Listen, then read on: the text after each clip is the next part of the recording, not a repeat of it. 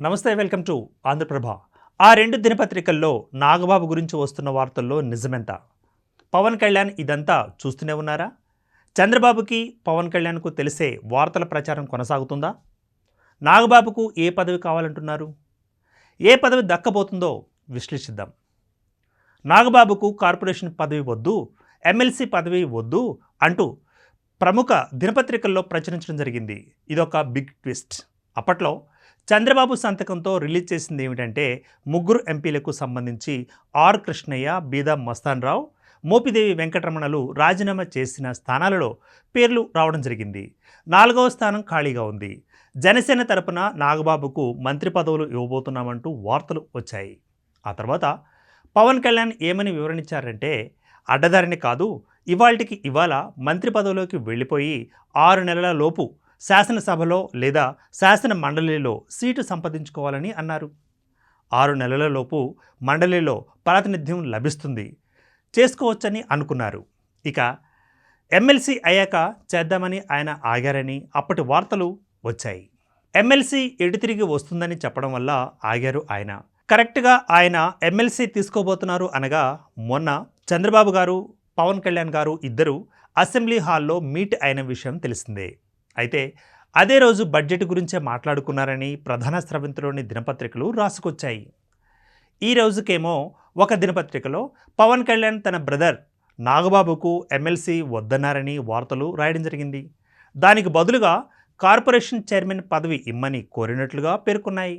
రాష్ట్రం అంతా తిరిగే అవకాశం ఉన్న పర్యావరణ కార్పొరేషన్ పదవి ఇద్దామని అనుకున్నట్లు ఆ పత్రిక రాసింది. మరో పత్రికేమో విజయసాయిరెడ్డి రాజ్యసభ పదవి నుండి వైదొలిగారు కాబట్టి అదే పదవి నాగబాబుకు ఇవ్వనున్నట్లు రాసుకొచ్చింది. ఇక ఇదే విషయం పవన్ సూచించినట్లు వార్తలో కూడా వెల్లడించేశారు. రాజ్యసభ సీటు ఇస్తారని గతంలో కూడా రాసిన వార్త.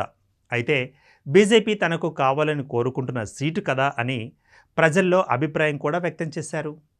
ఈ విషయంలో బీజేపీతో చంద్రబాబే పవన్ తరపున వకాల్తా తీసుకుని మాట్లాడతారేమో.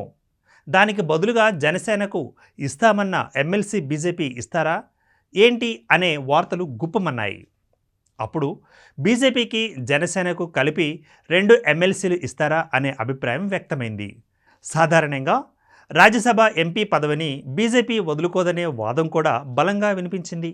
టీడీపీకి అనుకూల పత్రికలలో ఈ వార్తలు వచ్చాయంటే అదే నిజమని అందరూ భావించే పరిస్థితి నెలకొన్నది. అయితే ఇక్కడ పవన్ కళ్యాణ్ గారు ఈ 2 దినపత్రికలే కాదు, మరి ఏ పత్రికలతో పాటు ఆయన టచ్లో ఉండరన్నది అందరికీ తెలిసిందే. ఆయన రూటే సపరేట్. మరి ఈ విషయం కూడా అందరికీ తెలిసిందే. ఆయన ముక్కుసూటి మనిషి. కేవలం చంద్రబాబు చెబితేనే రాసే పేపర్లు 6 అలా ఏమైనా ఈ వార్తలన్నీ వచ్చాయేమో అని విశ్లేషకులు చెబుతున్నమాట. ఇదంతా జరిగిన కొద్ది గంటలకు జనసేన ఆఫీస్ నుంచి బ్రేకింగ్ న్యూస్ కూడా వెలువడింది.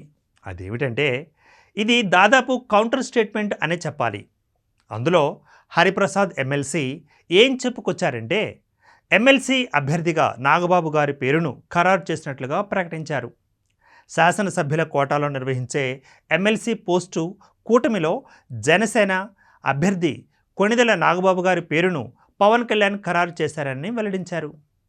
పార్టీ రాష్ట్ర ప్రధాన కార్యదర్శిగా నాగబాబు గారు సేవలు అందిస్తూ ఉన్నారని వారు పేర్కొన్నారు.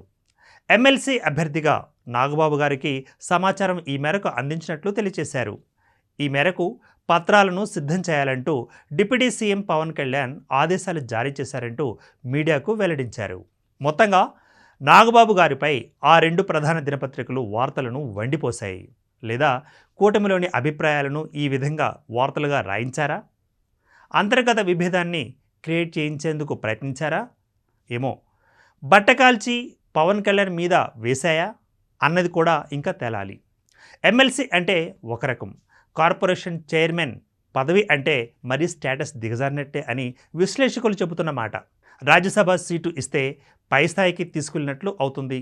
అటు తర్వాత కేంద్ర మంత్రి పదవి ఇస్తే ఇంకా సూపర్. ఇక ఈ వార్తా స్రవంతుల వరవడి ఉధృతి చూస్తూ ఉంటే తామే అత్యుత్సాహంగా వార్తలు రాసి ఆ వార్తలకు కారకులు డిప్యూటీ సీఎం పవన్ కళ్యాణే అనే అర్థం వచ్చేలా సీన్ క్రియేట్ చేసినట్లుగా అనిపిస్తోంది. ఇక్కడ దీంతో పవన్ కళ్యాణ్ తన ఆఫీస్ నుంచి ప్రకటన ఇప్పించి ఎమ్మెల్సీ అభ్యర్థిగా నాగబాబు గారిని ప్రకటించి వార్తలను ఖండించారు. అటు సినీ ఇండస్ట్రీలో ప్రముఖ స్థానం సంపాదించిన పవన్ కళ్యాణ్ ఇప్పుడు ఏపీ రాజకీయ ముఖ చిత్రంపై కూడా తనదైన ముద్రను వేస్తున్నారని పొలిటికల్ సర్కిట్స్లో గట్టిగా వినిపిస్తున్న హాట్ న్యూస్.